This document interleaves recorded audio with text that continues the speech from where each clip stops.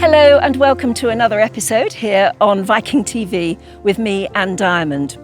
Today I'm talking about health and fitness. I don't usually talk about that, but I guess as we all grow older, we have to face up to the fact we've got more years where we probably have to take on the burden of keeping fit and being healthy rather more seriously. I'm here in one of these fabulous retirement villages that's actually opened up very near where I live. I'm sure you've got lots around you too. And so today I want to introduce you to a lady who, frankly, in Britain, she has been for many, many years now, Mrs. Health and Fitness, but not in a frightening way. She's actually called the Green Goddess. Her real name is Diana Moran. I've known her for many, many years. She's always been on television telling us how to keep fit and healthy. And if you hear her age, and she'll tell you her age, not me, you won't believe it. She has never looked her age. So perhaps we all have something to learn from the amazing Diana Moran, Green Goddess.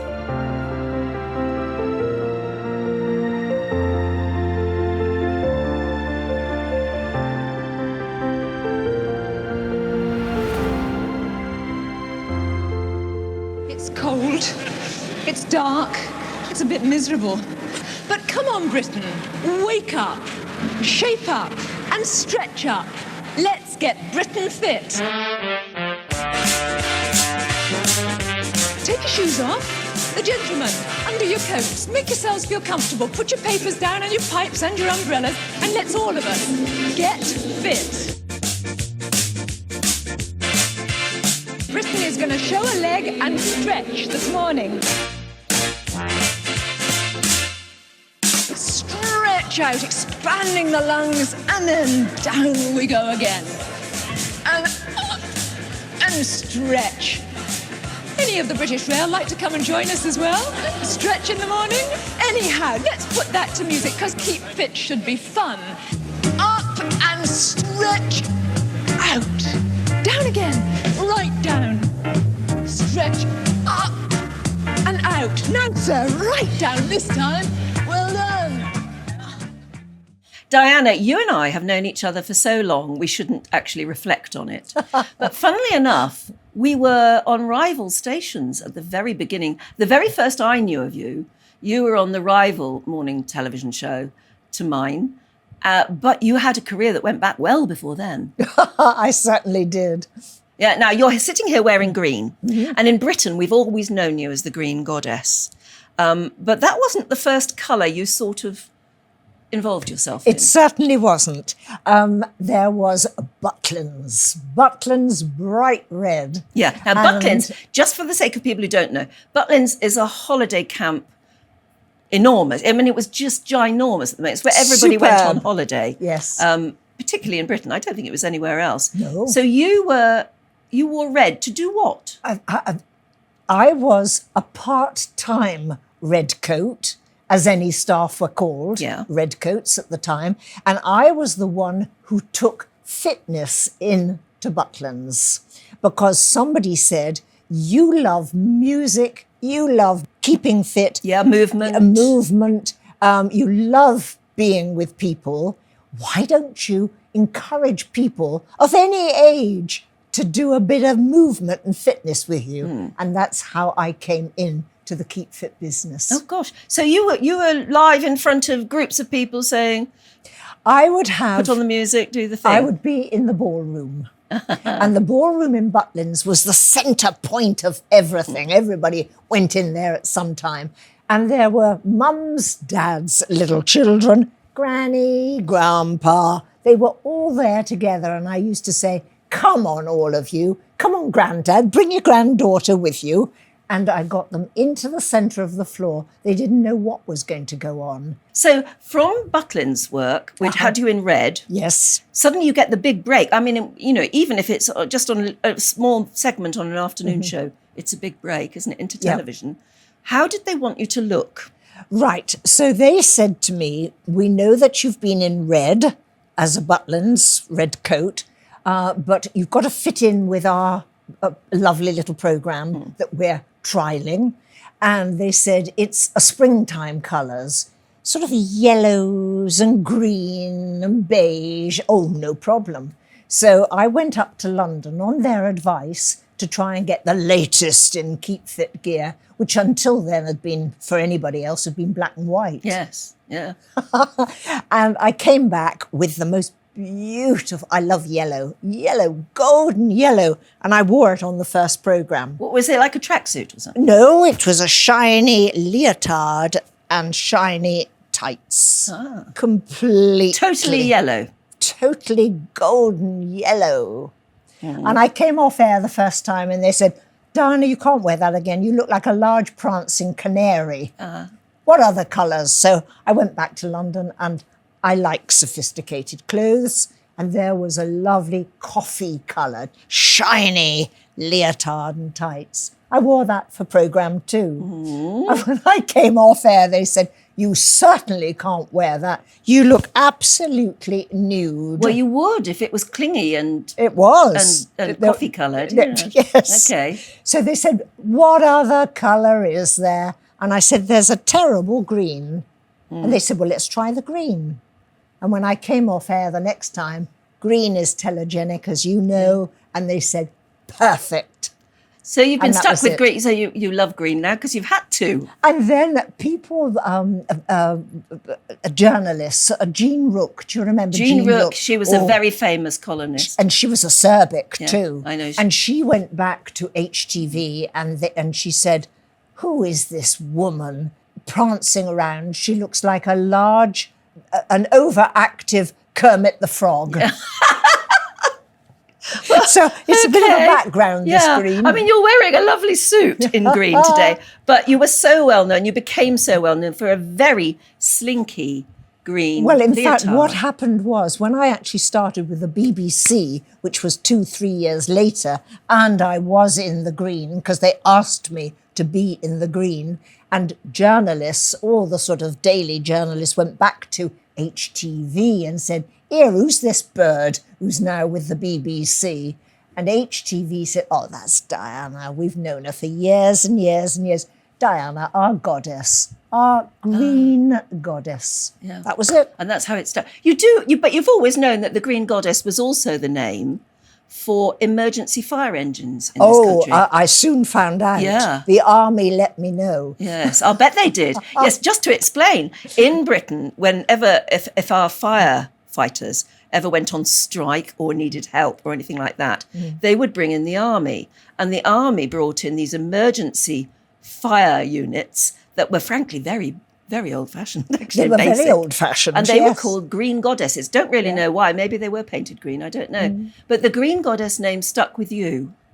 And it's Forever. been yours forever. Absolutely. Yes. But actually, just going back to the army, so then the army invited me to work out with their soldiers. And then before I knew it, the Air Force was inviting me to work out, but go in some of their display teams up there, which was terrifying. I'll bet. And then the Navy, by now, I had got one of my 2 sons, they were well into their 20s by now, and he was down at Dartmouth, the Naval College. Yes. And suddenly I'm asked to do stuff for the Navy, and I'm on board HMS Brazen, which, if you remember, was Prince Andrew's ship. Oh, that was Prince Andrew's ship in the Falklands War. And there I was in Portsmouth on HMS Brazen. My son had come in on a submarine and was trying to have some sleep. And his commanding officer says, hey, Moran, get out your bunk. You're going off somewhere. And the next thing my poor son knows is that he lands up on a ship at 6:30 in the morning. And there's his crazy mother doing a workout with the crew. I didn't see him. And it was only at the end of the programme that Frank Boff, our anchorman in London, said, hey, Green Goddess, have a look behind you. And there was my poor embarrassed son having to work out with the entire crew. I'll bet he was a bit embarrassed, actually. That's a sort of son's nightmare almost, isn't it? Yes. But that's the amazing thing, is that you then went to the BBC in what we call breakfast television in Britain. Yes. I think what most of the other countries in the world Excuse me, call we were morning. the first programme on were. air, Yeah, you breakfast television. Your programme came 2 weeks later. Yes, we did. And I wasn't on it 2 weeks later. It took a while before I came on it. But it made headlines, massive headlines. And you did, because it was the first time, frankly, anyone in Britain ever seen anyone doing fitness exercises with the sort of guts that you did it. In unusual places. That I was. And the amazing shape that you were. In unusual places, that early in the morning. Yeah. They all said, nobody's going to do fitness that early in the morning, but you got people doing it. Can you remember the first programme? I think I can. The first programme, where did they put you? Waterloo Station. One of the most busy stations in Britain, railway stations. And you were there trying to get people to... I mean, they were commuters going to work. They were. And you got them to drop their briefcases and join in with you. It was extraordinary, Anne, because it was 6:30 in the morning and you had these avid commuters from the city in their bowler hats, their umbrellas, suits, ties, the whole blooming lot. And as they were coming off the trains, I was saying, hello, sir, would you like to come and keep fit with me? Hello, why don't you join us as well? And it was just extraordinary how it took off. I know, I can't believe anyone did, but they did. You got a whole group of them, live television. It must have been terrifying for you, actually. It was terrifying for me. It was February. I was in that leotard and tights that we've described a few times now, bare feet, and I was freezing cold. But I was very nervous. Yeah. And it worked. It worked. Perfectly. I mean, I'll never forget it because I was in television at the time and watched it with such interest, and it worked. And everybody, all of the commentators, all of the journalists in Britain said, breakfast television, what we called it, very early morning television, will never work in Britain because people like to listen to their radio in the morning. But my goodness, it took off, didn't it? It did take off. It really, really did. And those first few months must have been so exciting. Where else did they decide? Because that's what they love to do. I mean, they do this. I know, I watch a lot of American television. They do it with American weather people as well, don't they? They'll put you anywhere. Where else have you done your sessions Where from? haven't I been? I've been with the army on assault courses. I've been at the tops of mountains, skiing down and then doing my bit at the bottom. I've been on ships with the Navy, as I indicated before. Small children at school. Yeah. Elderly folk in the elderly people's homes. Yeah. It was extraordinary where I went. Absolutely. So there you are. I mean, very, very successful, out of the blue, sort of successful, out of the green. Anyway. Aged 43. Well, that's what I was going to say. Maybe what kept your feet on the ground to a certain extent was the fact that you were already married and you had children. But you never looked your age. I think if you had stopped and done interviews about the fact that you were the mother of older children, I mean, you couldn't call them children anymore, grown-up children, they would have been staggered because you never have looked your age. How do you do it is the next question. Very sweet.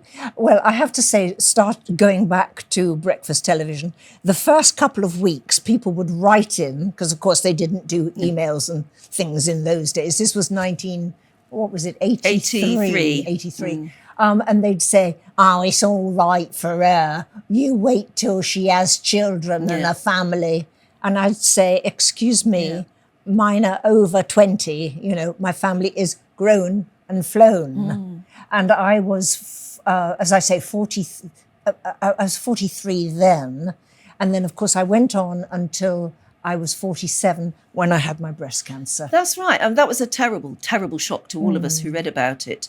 Terrible shock to me. Well, that's what I was going to say. And funnily enough, I don't know whether I ought to bring this up, but I remember reading afterwards you saying that you knew when your marriage was over, when you had to drive yourself to the hospital. Why that happened was because, like many people who had cancer back in those days, you didn't speak about cancer because cancer was the big C going to die. Yes, there was almost something shameful about it, wasn't there? And certainly for me, I was the keep fit lady. Yes. How could I could that have happen? cancer? Yeah.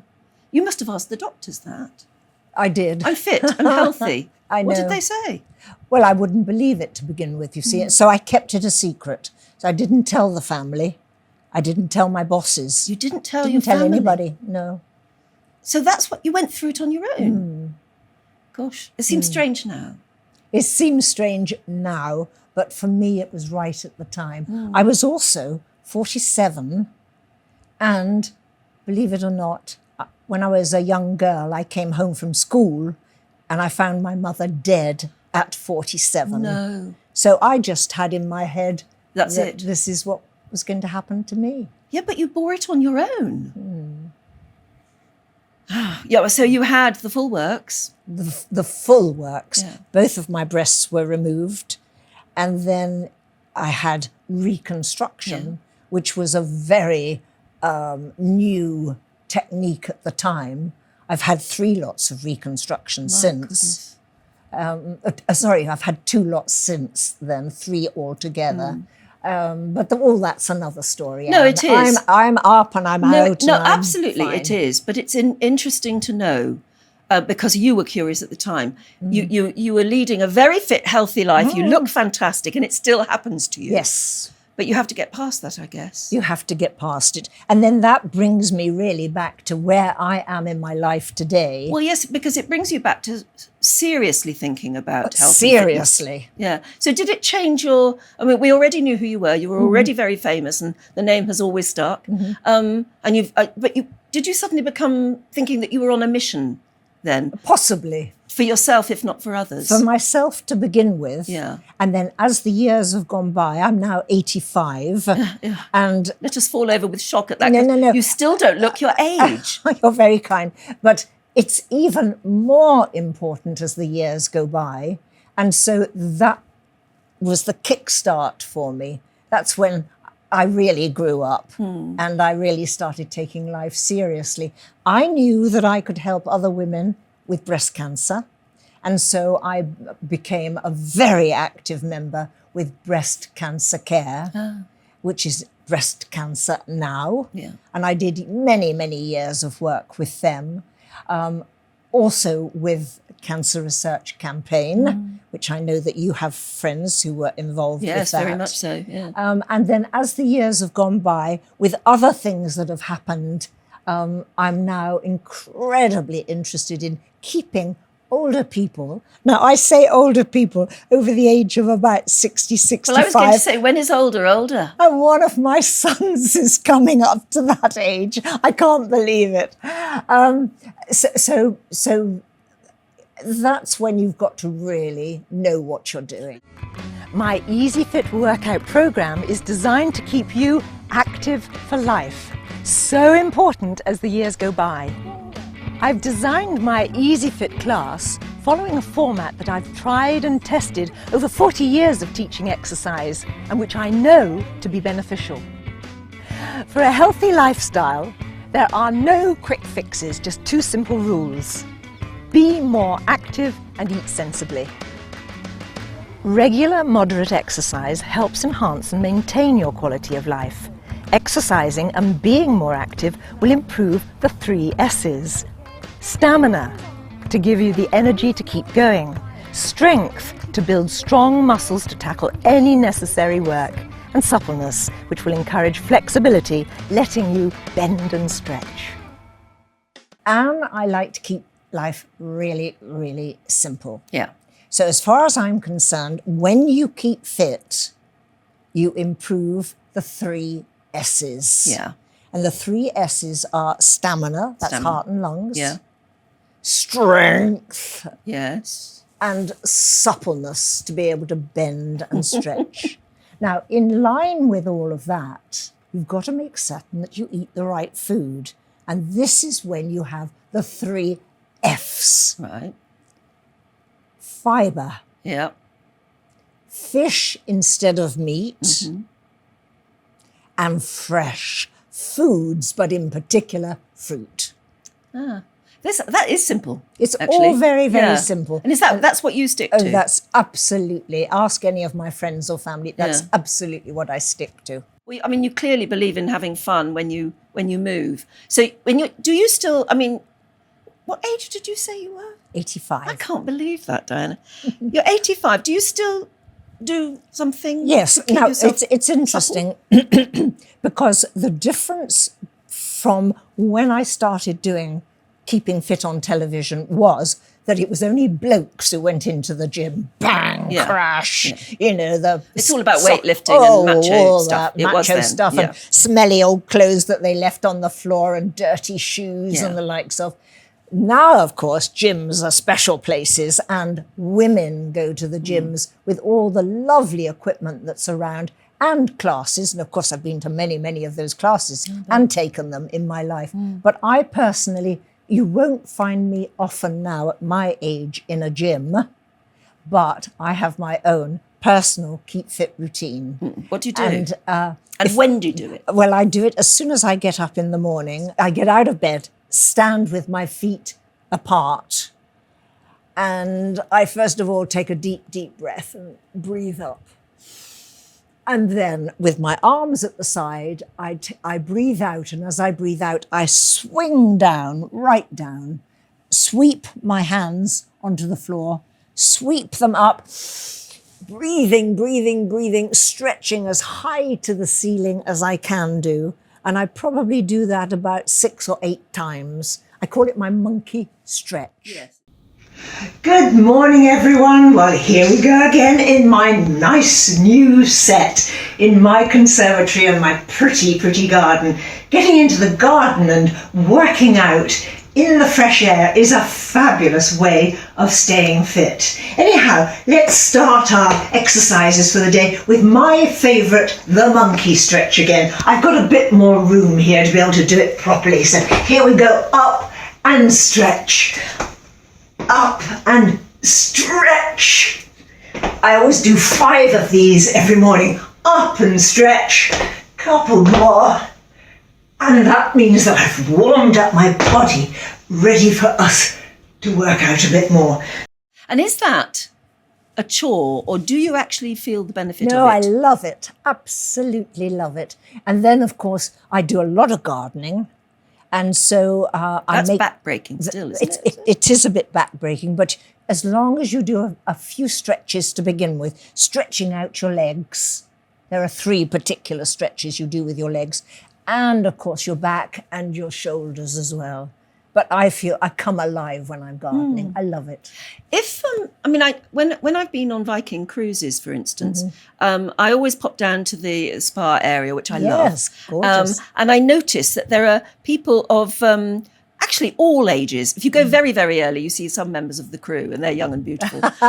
But gradually through the morning, you see people of all ages being quite serious about their exercise. Oh, yes. And I look at them and I think, I wonder why. Do they do it because they've always loved it? Or I wonder if they've had some sort of a medical trauma and they've been told you've got to start looking after your body. So my next question to you is, can you take up this idea of fitness later in life if you've never done it before? I mean, I am pretty lazy and I've just been through a medical trauma. Yes. And I don't know. I mean, I need to. Just as you said, it's important. I realise how important it is now because it's like an old car, isn't it? If I don't look after it, it'll break down. Absolutely.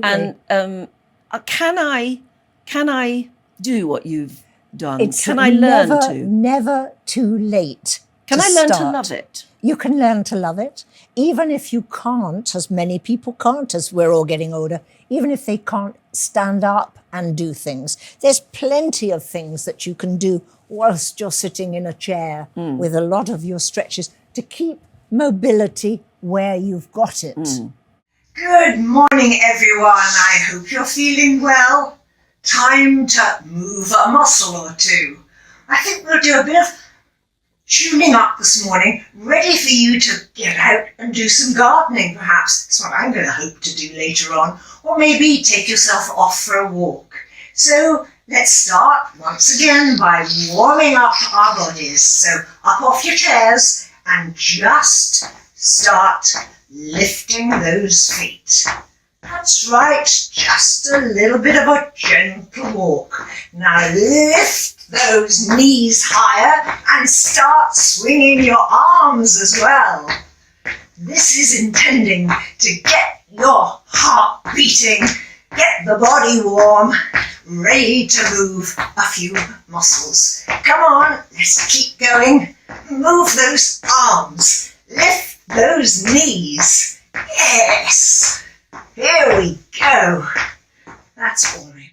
I wrote a book, it's over there somewhere, several years ago. Is it this one? It's that one, Yeah. yes, with Professor Samur Gray, who was head of Public Health England. And he and I both agree that it's down with sofas and up with stairs, so you keep moving around. And we wrote this book together, very naughty. You say it, I don't think Well, I better. it says sod sitting, get moving, which is, And it's common sense. Yeah. It's exactly what you've just been asking me. It's moving more, when you can move a bit more, how you can get movement, exercise into your everyday way of life. it's funny because my best friend lives in one of those very tall, thin London houses. Aha. And she has to go up and down stairs all day. And I hardly have to at all. I've only got very few stairs in my house. And I know that she's keeping her heart healthy simply by commuting between the basement and the top floor of her house. Well, I have to tell you, I live in one of those houses too. And every time I've forgotten something, I have a little quiet curse to myself. Because and you know think, it's up there, "Oh, don't you? Bother, it's Yeah. all up there. But I know that it's helping to keep me fit as and when I'm running up and down those stairs. Yeah, so if you don't live in a tall, thin house and do those steps every day, which I know is very good exercise, you've got to compensate probably by You have thinking of to. something else. Yes. You see, people tend to think when they get to a certain age, oh, we're going to downsize and we'll have a bungalow. And they live in a bungalow or a flat. And, well, it's the bungalows that I'm thinking of in particular. And of course, there's no steps to do in a bungalow. And that really isn't that healthy. So you've got to compensate and make certain that when you go to the shopping centre, don't use the escalator. When you're, shall we say, in London, use the steps instead of the escalator. Yeah. Try and put yourself through it a little bit more. Challenge yourself. Challenge yourself to try and keep your Yes. heart a bit stronger. As you get older, or if you're beginning exercise, it's a good idea to tuck your feet under a heavy object, the bed or a chair, and then lie back, always with bent legs. Always with bent legs. Let's get into proper position. There we go. And we're just going to take a nice deep breath and lift ourselves up off the floor. Hands on the thighs. Nice deep breath as you exercise. That's good. My knees are just a little bit apart. If we can do a good 10 of those, that'll help flatten the tum and keep us in good shape through these difficult times. 2 more. Good. And the last one. And relax. The next thing is osteoporosis, because you've done a lot of Yes. campaigning about Yes. this. I mean, have you had to face up to osteoporosis? I have what's called osteopenia. Never heard of it. Now, most women over a certain age, in fact, I think it's 1 in 2, will eventually have osteoporosis. And I think it's about 1 in 5, 1 in 7 men will get it as well. It's one of those things that just happens as the years go by, wear and tear on your bones. If you're not exercising enough, or maybe there's a family history of osteoporosis, but you can help yourself. And that's why I wrote that particular book. And I have to tell you, I've belonged to the National Osteoporosis Society since it was started in Bath, down in the West Country. And then along came a certain lady and her mum had it and my dad had it. And they were both in the same hospitals in Bath.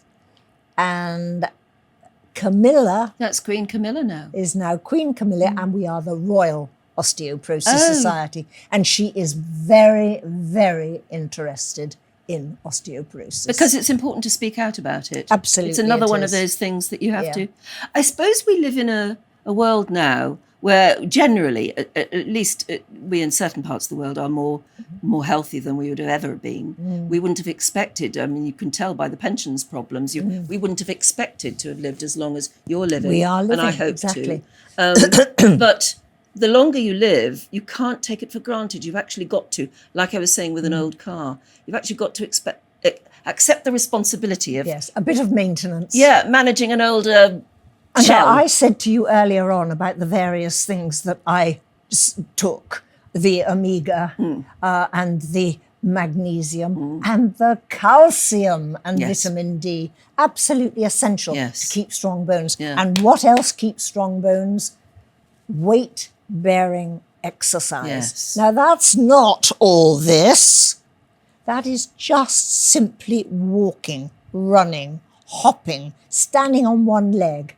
That is weight-bearing on your So legs, you're using it your spine. your own body weight. Absolutely. Yes, I see. I thought, yes. It's so simple. Yeah. But you can do weight-bearing Of course you exercises. can do that as well. And that'll strengthen Yes. certain muscles in your arm. But you're trying to strengthen, maintain the strength in your spine, your hips, and your legs. And the simplest way of doing it is to brisk walk.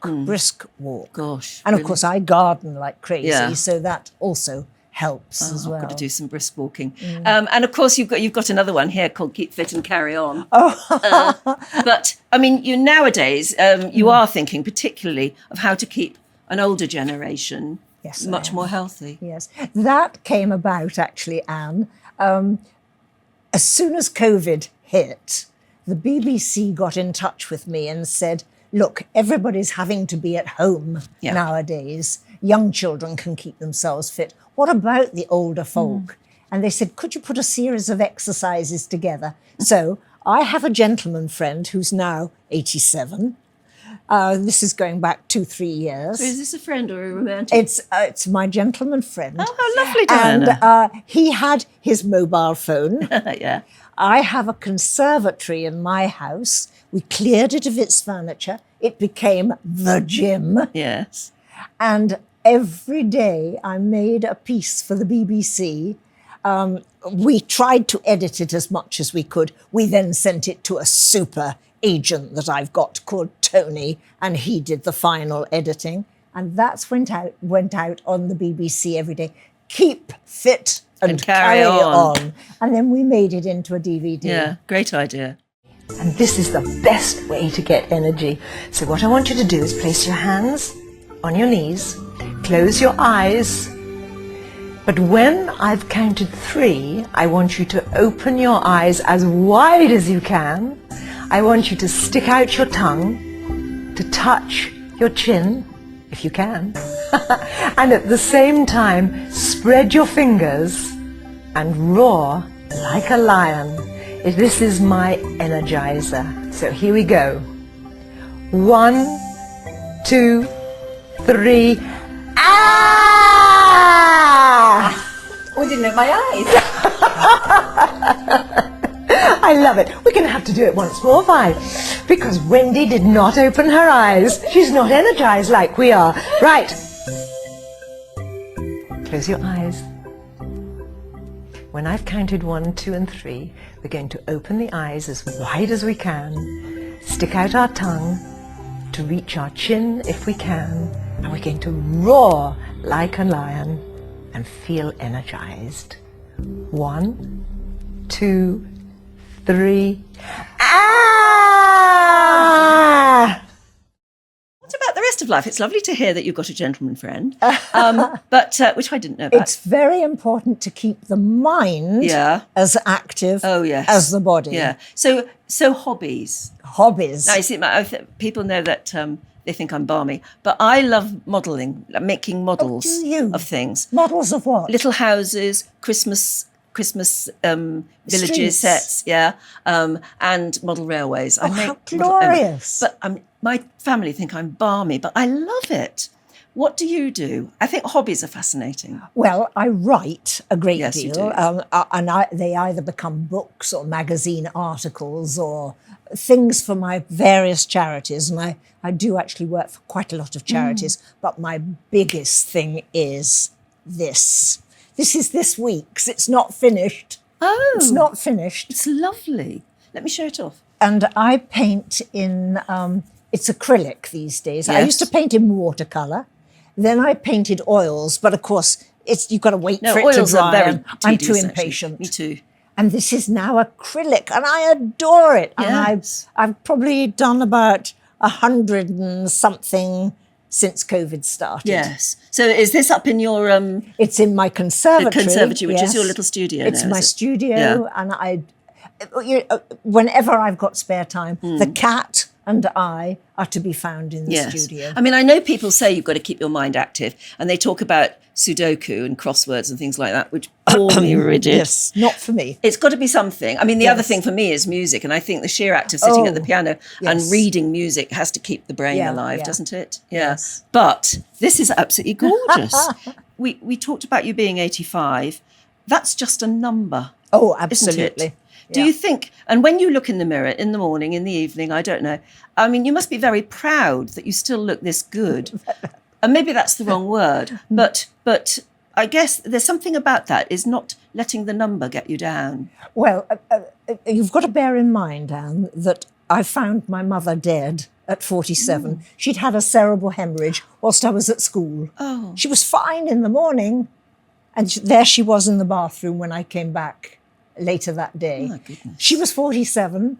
I have my cancer at 47. Yes, very early. I remember waking up from the anaesthetic, 7 hours of blah, and I just said to my God, thank you, God, I'm not going to waste another day of my life. And if you know me, and you do know me quite well, I don't waste any time. No, you don't, do you? You're very busy. I'm really, really busy. And every day I think, my goodness, I'm still here. Yes, it's wonderful, isn't it? Yes. Yeah. Celebrate it. It's been a pleasure talking with you. Excellent, cheers. I mean, we've been old friends for such a long time. And sometimes through a television screen. Yes. You know, you've always been on.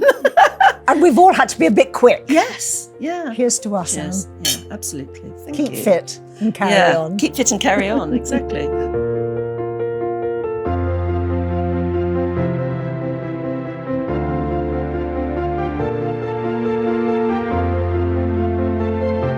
So as I explore this beautiful complex here, which is deliberately built actually for older people, we should all take a leaf out of Diana's book.